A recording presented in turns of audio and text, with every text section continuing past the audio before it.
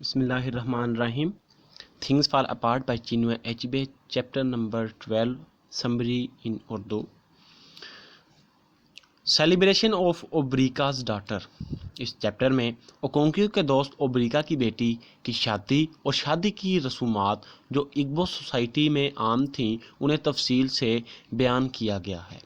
Chapter के आगाज़ में गांव के तमाम लोग, मर्द, औरतें और बच्चे ओब्रिका के घर पर जमा होते हैं क्योंकि उस दिन ओब्रिका की बेटी की शादी होती है.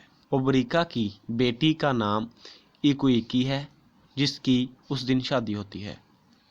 ओकोंक्यू की पहली और तीसरी बीवी अपने बच्चों समेत ओब्रिका के घर जाती हैं और अपने साथ बड़ी मिकदार में कुकुयाम्स और दूसरी बहुत सी खाने की चीज़ें लेकर जाती हैं ताकि वो ओब्रिका की बेटी की शादी में उनको सपोर्ट कर सके.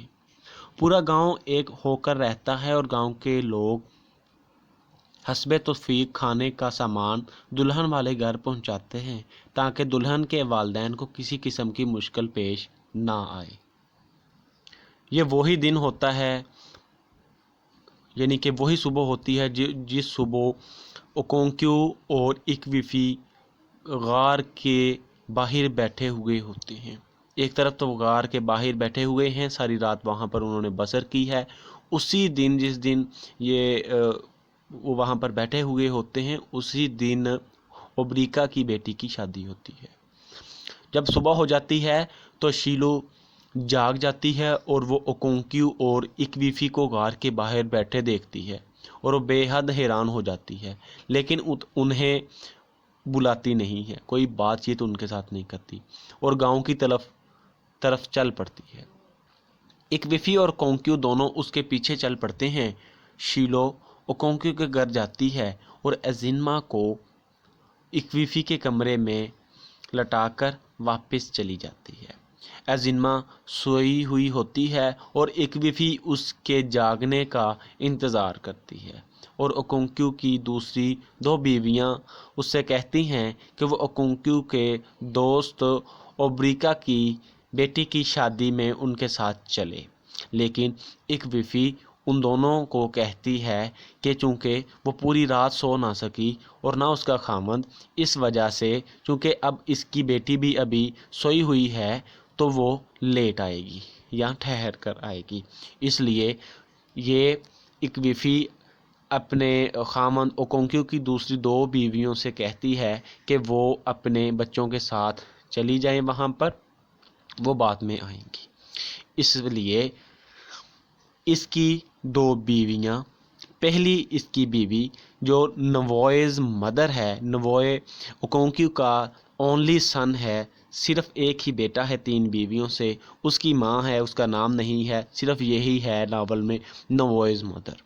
वो और ओयुगी, ये दो बीवियां, नवोए के 4 बच्चे हैं, ओयुगू के 2 बच्चे हैं. ये दोनों बीवियां अपने 6 बच्चों के साथ काफ़ी सारा सामान लेकर ओब्रिका, जो इनका ओकोंक्यू का हमसाया और रिश्तेदार है, इसके घर चले जाते हैं.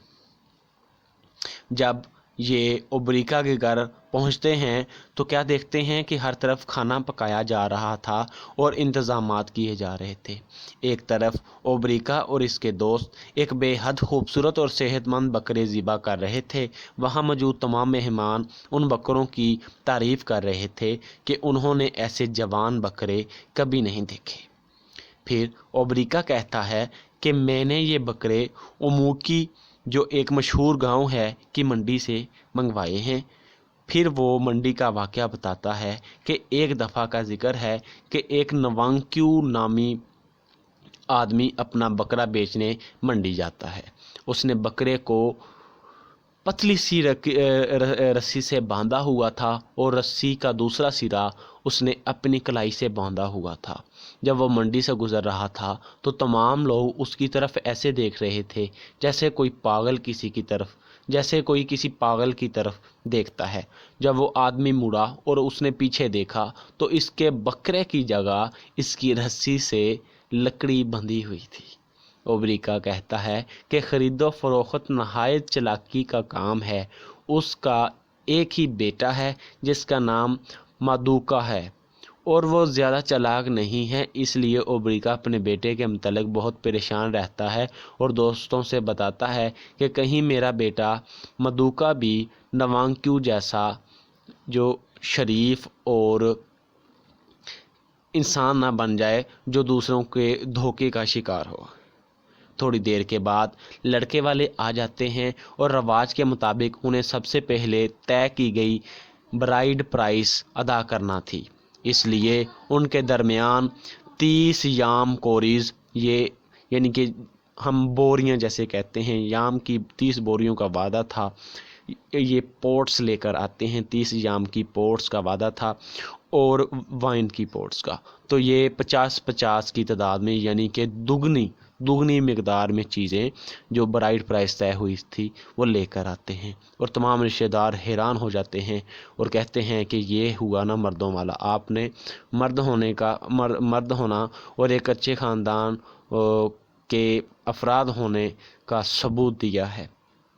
اس کے بعد اوبریکا ان تمام معاملات کے بعد اوبریکا جو ہے کولا نٹ توڑتا ہے اور کہتا ہے کہ میں اپنی بیٹی آپ کو دیتا ہوں، اور مزید یہ کہ اس عمل سے ہم ان دو خاندانوں کے درمیان رشتہ مزید گہرا ہو جائے گا۔ پھر دلہن کو دکھایا جاتا ہے جو نہایت خوبصورت لباس زین تن کیے ہوئے تھی اور کپڑوں پر لال اور کالے موتی لگے ہوئے تھے اور اس نے پیتل کا زیور پہنا ہوا تھا۔ پھر کھانا کھول دیا جاتا ہے اور وہاں موجود تمام مہمان جی بھر کر کھانا کھاتے ہیں۔ پھر دلہن بچوں کے ساتھ ڈانس بھی کرتی ہے، تمام گھر والے رات گئے تک انجوائے کرتے ہیں، ناچ گانا ہوتا ہے اور انتہائی خوشی کا ماحول ہوتا ہے۔ اور جب رات کا کافی زیادہ وقت ہو جاتا ہے تو جو ان لاز اوکونکیو کے اور اس کے آئے ہوتے ہیں، اوبریکا کے ان لاز جو آئے ہوتے ہیں، لڑکے والے ان سے اجازت طلب کرتے ہیں اور دلہن کو لے کر چلے جاتے ہیں۔ دوستو یہی تھی سمری، آئی ہوپ کہ آپ نے اسے سمجھا ہے۔ مزید اگر آپ سمجھنا چاہتے ہیں، کوئی کنفیوژن ہے تو کمنٹ باکس میں کمنٹ کر سکتے ہیں، انشاءاللہ میں صبح ہی اس کا نیکسٹ چیپٹر اپلوڈ کروں گا۔ اپنا خیال رکھیے گا، اور اگر میرے چینل کو ابھی تک آپ نے سبسکرائب نہیں کیا تو اسے سبسکرائب کر لیجئے۔ اپنا خیال رکھیے گا۔ السلام علیکم۔